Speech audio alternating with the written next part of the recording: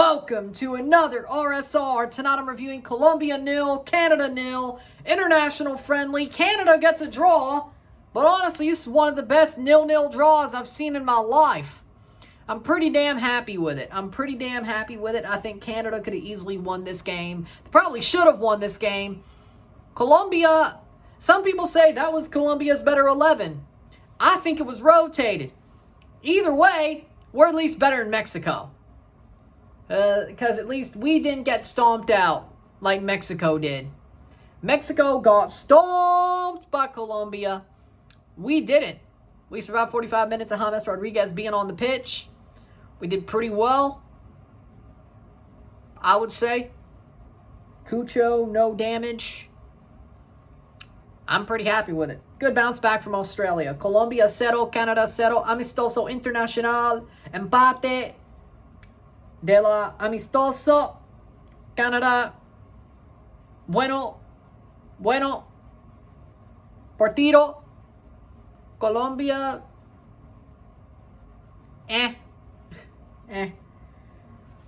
With that being said, for me, 0-0 at the half, 0-0 medio tiempo, full time, 0-0 medio tiempo.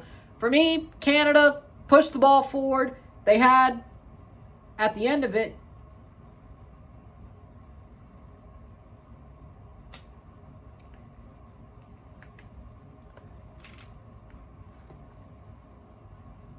I think,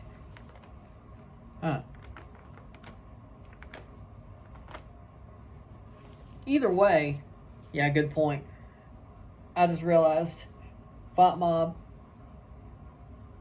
Canada at the end of the half had more shots and shots on goal, and they still did better. The way they played the ball forward, I still think they did better. Very interesting game, actually, with the way Fat Mob couldn't handle that. I won't even talk about the stats. I'll just leave that alone. A lot of Moroccan fans think stats don't matter anyway. Not that they will be here, but for me, I'll just tell you what I saw. Eye test, because Fat Mob couldn't handle the fact that Canada was the road team, and it didn't understand that. Either way, so much absolute noise when it came to this match. But for me, I gotta say, I'm very, very happy with Canada's performance. I think Colombia, they had their moments going forward, but Canada kept them quiet for the most part. Richie Laryea with some good defensive plays. Luc De Fugero, I thought he was solid. I thought Canada's defense was solid. Canada kept them shut down. Unexpectedly so, with Dane St. Clair in net, which that shocked me even more. Dane St. Clair kept a clean sheet. Oh, that's not a good thing. And Jesse Marsh will continue with his inane, keep Dane St. Clair the starter run. Okay, that's not good. But with that being said, he was actually good tonight. Or didn't have to do much, but he did what he had to do. We'll give it to him. I'm not happy about it, but we got to be nice to him. He did enough. So, there you go there. We'll give that to Dane. He did enough. And we could be happy with it. Offensively, I think Liam Miller, when he came on as a sub, he actually looked really good. I actually saw flashes from him. I know, I'm shocked too. He actually played very well tonight. And I think he did show that he still has a spot on this team, whether I agree or not. He has a spot. And if he keeps playing like he did, I think I'm very happy to see it that way. Yes, I was very harsh on him before he got hurt. But the way he played tonight, Liam Miller, I'm very happy with how he played. Jonathan David, I liked how he played. I thought his passing was amazing. I thought he did well dropping back and trying to facilitate the ball going forward. I didn't really expect him to drop back as much as he did, but I thought he did well doing that. I think Tajon Buchanan looked amazing tonight. Tajon Buchanan was awesome. He was amazing. Honestly, man of the match, Tajon Buchanan. I think he was that good. He was amazing tonight, Tajon. I thought he had the game, one of his best games. Sadly enough, couldn't get a goal. Hell, anybody couldn't. Jonathan David had an offside goal. Schaufenberg was offside on the header. He didn't catch up to the play. He was offside. Understandable. But I think Canada was the team who was more likely to win the way they played this game. I thought they played very well. I thought they outplayed Colombia. Some people say that was Colombia's best 11. I say it was rotated.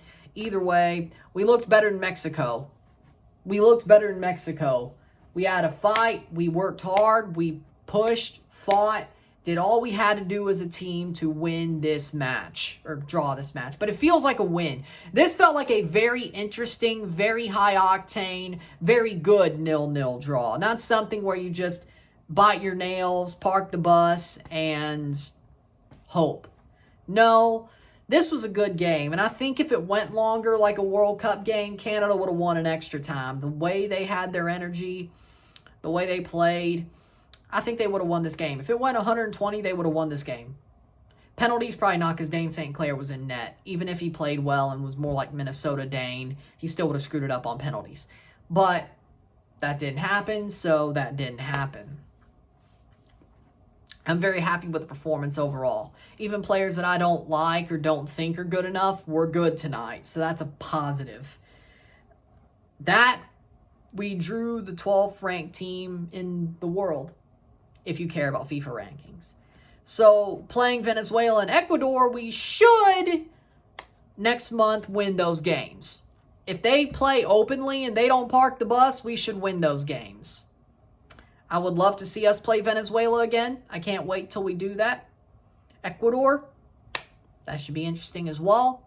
That one's at BMO Field. That will start the window. Then Venezuela is the second match and their last match of the year, the calendar year. Unless they have a December camp. More likely January camp, I think. But we'll see what happens there. If Canada has any more matches, we'll watch them. But I think those two matches should be the last of the calendar year for them. January camp's a possibility. But I would think so, with it being a World Cup year and actually having players that out of MLS where they could build out of. Be more of a Gold Cup squad, but it's something. But other than that, I'm happy. Like, this was a really good game. I wish we won. We should have won. But we didn't. That's football sometimes. Colombia got shut down by Canada. Like, if Canada plays like this, we're going to win. We can win and shock people. And we're still better than Mexico. So, at least we didn't get embarrassed. A lot of teams are getting embarrassed nowadays in CONCACAF. At least we didn't. With that being said, if you like this video, like it, share, subscribe. You know what it is. Tell your friends. Hit that like button. Hit that subscribe button. Hit that bell notification once subscribe. Send some chats on the live streams. Comment on this video. Put this in playlist. Share with friends and family. All that great stuff. I will see you tomorrow. We have 2 reviews, 1 live, which that's a weird way. That's weird. We've never said that before. First of all, earlier tomorrow, I will put out the CONCACAF World Cup qualifier match window 2 round 3 recap. That'll be recorded, ready to go.